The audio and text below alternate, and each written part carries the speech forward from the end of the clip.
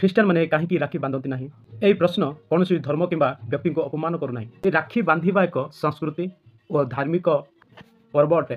ଭାଇ ଭଉଣୀର ପ୍ରେମ ଏକ ପବିତ୍ର ପ୍ରେମ ଅଟେ। ଗୋଟେ ଝିଅର ନିର୍ଯାତନା, ପ୍ରତାରଣା, ଦୁର୍ବ୍ୟବହାର, ଅତ୍ୟାଚାର ପରିସ୍ଥିତିରେ କୌଣସି ଗୋଟେ ପୁଅ କିମ୍ବା ଭାଇ ରକ୍ଷା କରିପାରୁନି, ତେବେ ସେ କି ପ୍ରକାର ରାକ୍ଷୀ ପୂର୍ଣ୍ଣିମା ପାଳିବ? ଏହା ଦଳଭଦ୍ରଙ୍କ ଜନ୍ମଦିବସ ଅଟେ। କୃଷ୍ଣ ଏବଂ ଦ୍ରୌପଦୀଙ୍କ ନିବିଡ଼ ସମ୍ପର୍କ ଭାଇ ଭଉଣୀ ରାକ୍ଷୀ ପୂର୍ଣ୍ଣିମା ବୋଲି ତାକୁ ବିବେଚନା କରନ୍ତି।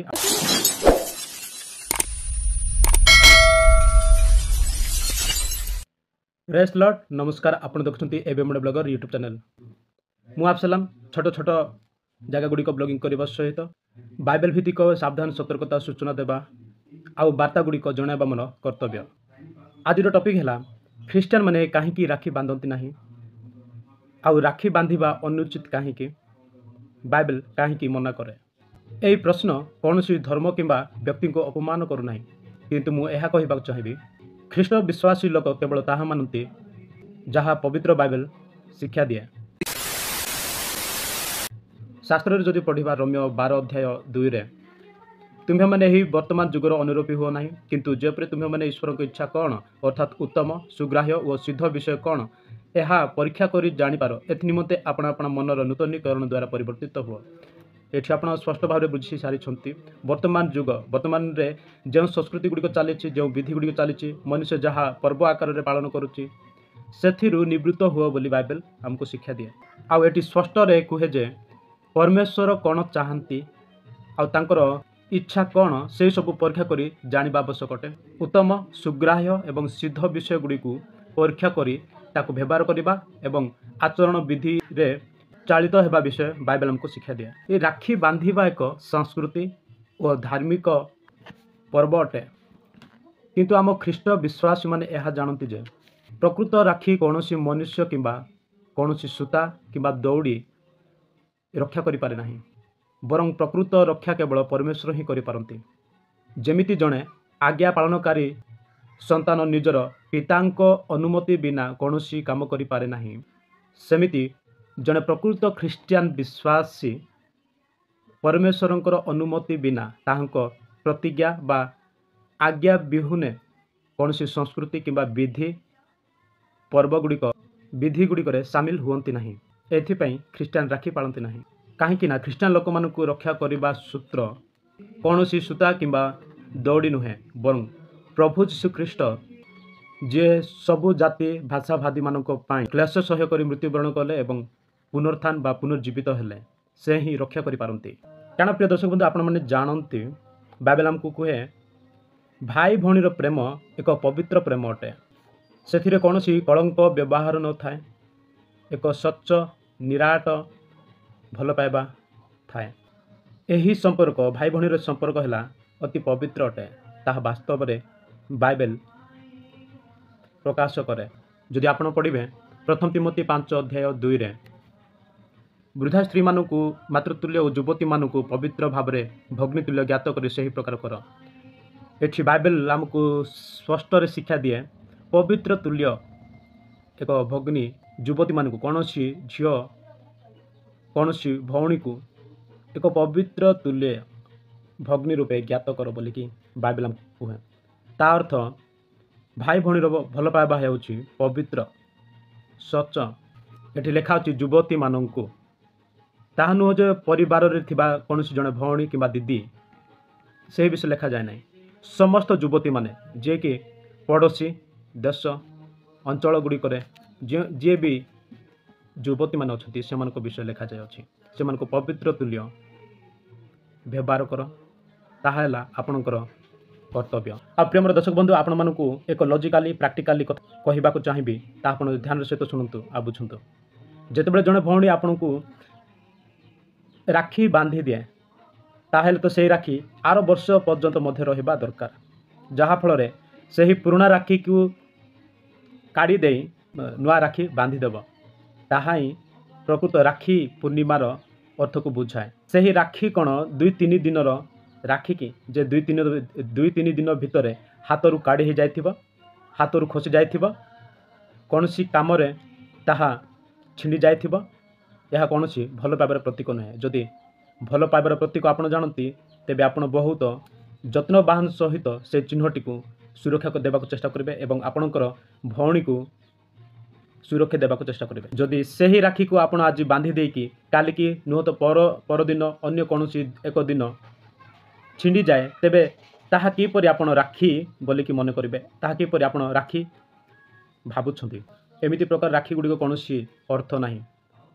କାରଣ ଆଉ ଗୋଟେ କଥା ଚିନ୍ତା କରନ୍ତୁ, ଯଦି ଆପଣ ଆଉ ନ୍ୟୁଜ୍ ଚ୍ୟାନେଲ୍ ଗୁଡ଼ିକର ସୋସିଆଲ ମିଡ଼ିଆ ଗୁଡ଼ିକରେ ଦେଖୁଛନ୍ତି, ଆପଣ ନିଶ୍ଚିତ ଏହା ମାର୍କ କରିବାକୁ ଚେଷ୍ଟା କରନ୍ତୁ। ଯଦି ଆପଣ ଆଜିର ଦିନଟିକୁ ରାକ୍ଷୀ ପୂର୍ଣ୍ଣିମା ବୋଲିକି ଭଉଣୀର ଭାଇର ସମ୍ପର୍କ ଭଲ ପାଇବାର ଏକ ପ୍ରତୀକ ଦିନ ବୋଲି ଭାବୁଛନ୍ତି, ତେବେ ନିହାତି ଏହି ବିଷୟ ମଧ୍ୟ ଜାଣିବା ଦରକାର ଅଟେ ଯେ ଆଜିକାଲି ଝିଅମାନଙ୍କୁ ବା ଭଉଣୀମାନଙ୍କୁ ଅନେକ ନିର୍ଯାତନା ହେଉଛି।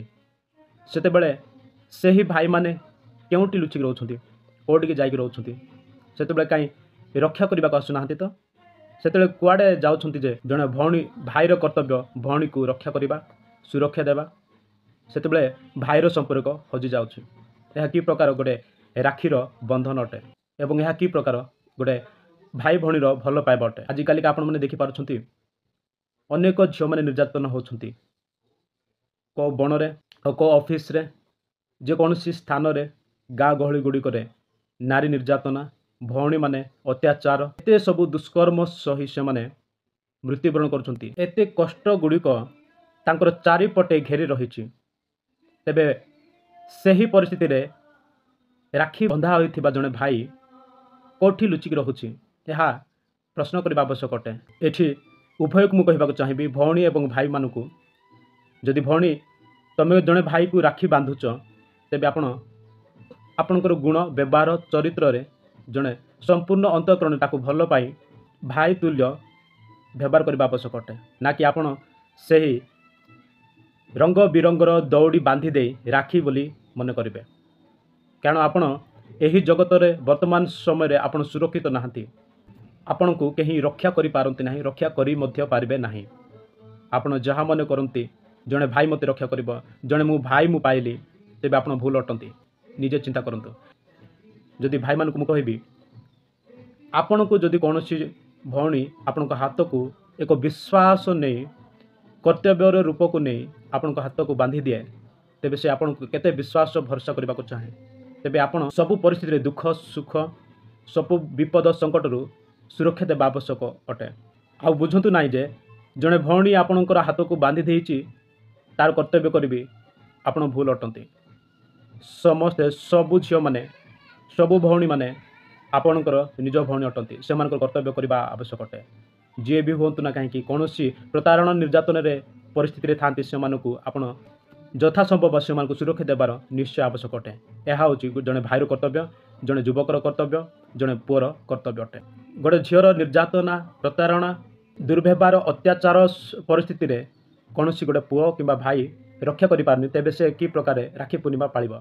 ଯଦି ଜଣେ ଭାଇ ଆପଣଙ୍କୁ ରକ୍ଷା କରିପାରୁନି, ସୁରକ୍ଷା କରିପାରୁନି, ସାହାଯ୍ୟ କରିପାରୁନି, ତେବେ ଆପଣ ବି କାହିଁକି ତା ହାତକୁ ବାନ୍ଧିଦେବେ? ଆପଣ ତ ସୁରକ୍ଷିତ ନାହାନ୍ତି। ଆପଣ ତ ବିଲକୁଲ ନିର୍ଯାତନା, ପ୍ରତାରଣା, ଅସୁରକ୍ଷିତ ଜୀବନଯାପନ କରୁଛନ୍ତି। ତେବେ କାହିଁକି ଅନ୍ୟ କାହାକୁ ଭରସା ବିଶ୍ୱାସ କରି ଭାଇ ରୂପ ନେବାକୁ ଚାହିଁବେ? ତେବେ ସାବଧାନ, ଆପଣ ଏମିତି ପ୍ରକାର ସଂସ୍କୃତି ଗୁଡ଼ିକରୁ ପୃଥକ ହୁଅନ୍ତୁ, ବିଧି ଗୁଡ଼ିକରୁ ସାବଧାନ ହୁଅନ୍ତୁ। ରାକ୍ଷୀ ପୂର୍ଣ୍ଣିମା ଏମିତି କିଛି ନୁହେଁ। ରାକ୍ଷୀ ପୂର୍ଣ୍ଣିମା, ରାକ୍ଷୀ ବନ୍ଧନ, ଭାଇ କର୍ତ୍ତବ୍ୟ, ବିଶ୍ୱାସ ଭରସା ବର୍ତ୍ତମାନ ସମୟରେ କିଛି ନାହିଁ। ଏହା କେବଳ କାହାଣୀ, ସଂସ୍କୃତି, ବିଧି ଗୁଡ଼ିକ। ବାସ୍ତବ କାହାଣୀ ହେଲା, ଏହା ଦଳଭଦ୍ରଙ୍କ ଜନ୍ମଦିବସ ଅଟେ। ତାହାଙ୍କର ଜନ୍ମଦିବସ ଉପଲକ୍ଷେ ହିନ୍ଦୁ ସମାଜରେ ରାକ୍ଷୀ ବନ୍ଧନ ପର୍ବ ବୋଲି ଉତ୍ସବ ପାଳନ୍ତି। ଆଉ ବିଶେଷ ରହସ୍ୟ କଥା ହେଲା, କୃଷ୍ଣ ଏବଂ ଦ୍ରୌପଦୀଙ୍କ ନିବିଡ଼ ସମ୍ପର୍କ ଭାଇ ଭଉଣୀ ରାକ୍ଷୀ ପୂର୍ଣ୍ଣିମା ବୋଲି ତାକୁ ବିବେଚନା କରନ୍ତି ଆଉ ବିଶ୍ୱାସ କରନ୍ତି। ତାହା ଆଜି ମଧ୍ୟ ପାଳନ କରି ଆସୁଛନ୍ତି। ସେହି ସବୁ ବିଧି ଗୁଡ଼ିକ ଆମକୁ କୌଣସି ପ୍ରକାର ରକ୍ଷା କରିପାରେ ନାହିଁ, ସୁରକ୍ଷା ଦେଇପାରେ ନାହିଁ। ତେବେ ତାକୁ ଆମେ କି ପ୍ରକାର ପାଳନ କରିବାକୁ ଚେଷ୍ଟା କରୁଛୁ? ତେବେ ଏହିସବୁ ଏମିତି ପ୍ରକାର ଅନେକ କାରଣ ଗୁଡ଼ିକ ରହିଅଛି, ସେସବୁ ଆମ ଖ୍ରୀଷ୍ଟିଆନ ଭାଇମାନେ ଜାଣନ୍ତି। ତେଣୁକରି ଏମିତି ପ୍ରକାର ପର୍ବପର୍ବାଣୀ, ସଂସ୍କୃତି ଗୁଡ଼ିକୁ ପାଳନ୍ତି ନାହିଁ। ଏହା ମୁଁ କହିବାକୁ ଚାହେଁ ନାହିଁ ଅପମାନ କରନ୍ତି କିମ୍ବା ଘୃଣା କରନ୍ତି, ତାହା ନୁହେଁ, କିନ୍ତୁ ପାଳନ୍ତି ନାହିଁ। ବାଇବେଲ ଆମକୁ संपूर्ण मना करे एही समस्त विषय निवृत्त हेबाकू। एही थिला राखी पूर्णिमार छोटिया वार्ताटी। जदि आपको भल लगी ताले लाइक शेयर सब्सक्राइब करेंगे मो सहित एमती जग रहे मुझे नुआ नुआ रहस्यमय वार्ता गुड़िक संपूर्ण तथ्य प्रमाण सहित बाइबल भित्तिक कथा गुड़िक आप निकट को पहुँचाबी। आउ गोटे नुआ भिडियो पर्यंत आपको नमस्कार रहिले।